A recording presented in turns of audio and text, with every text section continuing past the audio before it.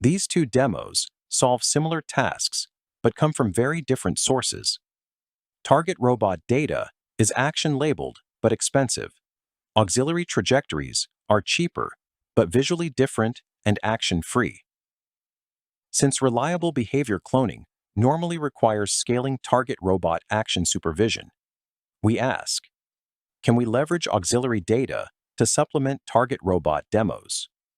We propose GLAM, a grounded latent action world model that unifies both sources into a shared latent action space, enabling BC from heterogeneous demonstrations. Our intuition is that actions from different sources should be represented by what they do to the environment. In Stage 1, GLAM treats actions as latent variables and learns two generative models. The upper heterogeneous model uses a shared IDM and forward model to infer latents from both target and auxiliary transitions, making the IDM space source invariant. The lower target model uses an action encoder to map target robot state action pairs into latent actions, injecting executable robot control semantics. Finally, posterior alignment connects these two posteriors, producing a shared latent action space that is both source invariant and control aware. To test GLAM's learned latents, we encode unseen trajectories from different sources with the same pre-trained IDM and decode the latent sequence with the same target action decoder. This decoder has never seen Yumi or real robot actions. Yet Yumi latents transfer to Canova, unseen Canova latents replay, and real robot latents transfer back to simulation.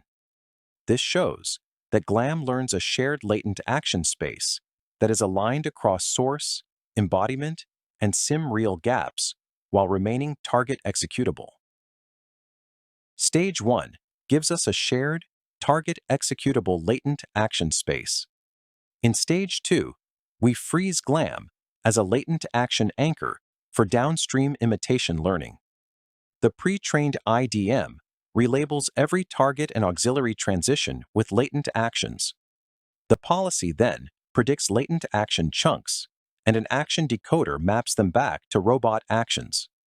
This turns action-free auxiliary trajectories into supervision for target robot behavior cloning, and we further demonstrate that this BC pipeline enables auxiliary data to serve as a viable substitute for target data.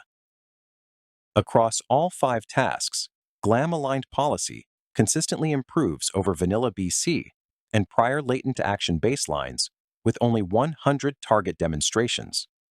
We now show task-level rollouts comparing vanilla BC with our method and some failure cases. In lifting, our policy handles larger end-effector-to-cube alignment and completes the grasp more reliably. For pick and place, the policy must grasp the cube and transport it into the bowl under varying cube and bowl positions. Vanilla BC often starts the motion but fails to complete a stable grasp. Our policy more reliably aligns, grasps, and moves the cube into the bowl. Knockdown is more sensitive to contact geometry. The mustard bottle can only be reliably knocked down by hitting its broad face.